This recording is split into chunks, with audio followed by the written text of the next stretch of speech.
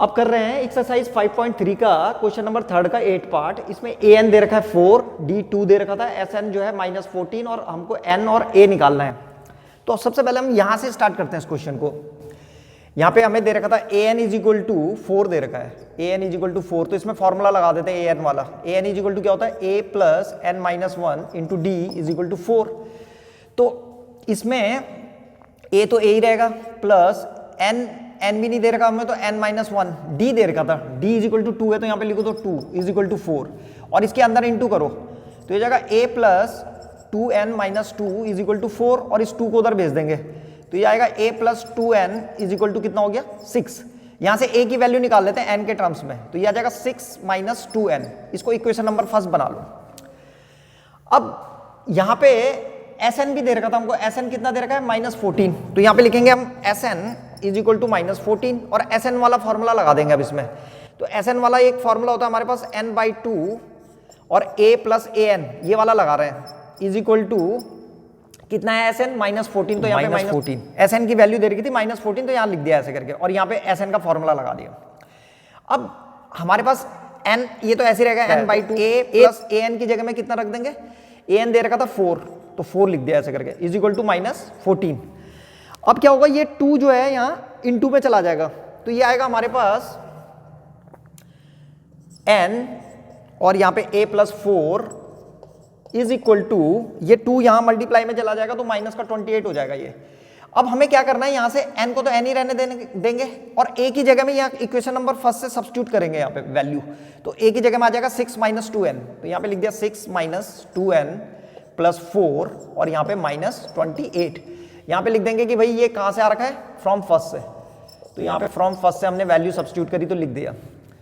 अब क्या करेंगे, यहाँ पे 6 और 4 कितना होता है 10 तो ये आ जाएगा n।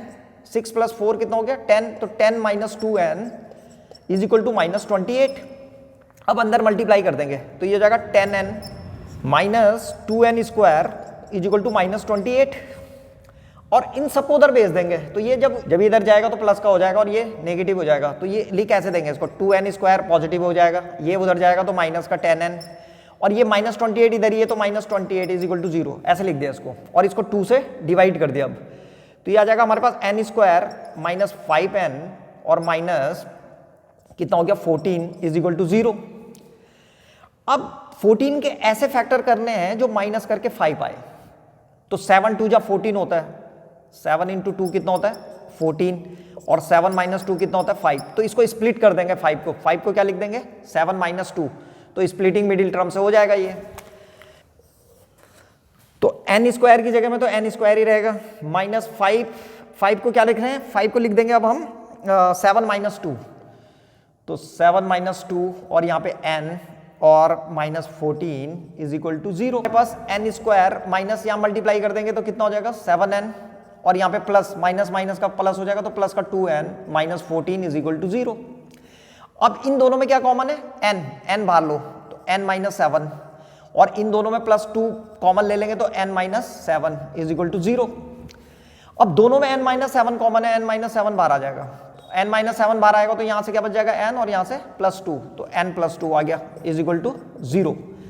तो या तो अब n - 7 0 है या फिर n + 2 0 है। तो यहाँ पे लिख देंगे when n - 7 = 0 then n = कितना हो जाएगा वहां जाके 7। तो एक वैल्यू तो n की 7 आ गई और when n + 2 = 0 then n = -2 और n की वैल्यू कभी भी नेगेटिव नहीं हो सकती तो यहाँ पे लिख देंगे नॉट पॉसिबल। n की वैल्यू ना तो नेगेटिव हो सकती है और ना ही फ्रैक्शन में आ सकती है क्योंकि n जो है नंबर ऑफ टर्म्स है और नंबर ऑफ टर्म्स कभी नेगेटिव नहीं आते। तो n की वैल्यू आ गई हमारे पास 7 तो यहाँ पे लिख देंगे 7, n तो आ गया अब हमारे पास 7 और अब निकालेंगे a। तो a जो है हमने पहले से ऑलरेडी ये इक्वेशन नंबर फर्स्ट में आ रखा है a की वैल्यू कितनी है a = 6 - 2n तो बस यहीं पे रख करके और इसको निकाल रहे हैं। तो ये पहले से ही आ रखा था हमारा a = 6 - 2n तो यहाँ पे सीधे लिखेंगे हम फ्रॉम फर्स्ट से क्या आ रखा था हमारे पास a = 6 - 2n तो = 6 - 2 × n की वैल्यू कितनी है 7 तो यहाँ पे रख देंगे 7 तो ये हो जाएगा 6 - 14 और 6 में से 14 चला जाएगा तो कितना बच जाएगा -8। तो तो ये आंसर आ गया। तो ए आ गया हमारे पास कितना, a इज इक्वल टू -8। तो दोनों आंसर निकल गए, n 7 है और a जो है -8 है।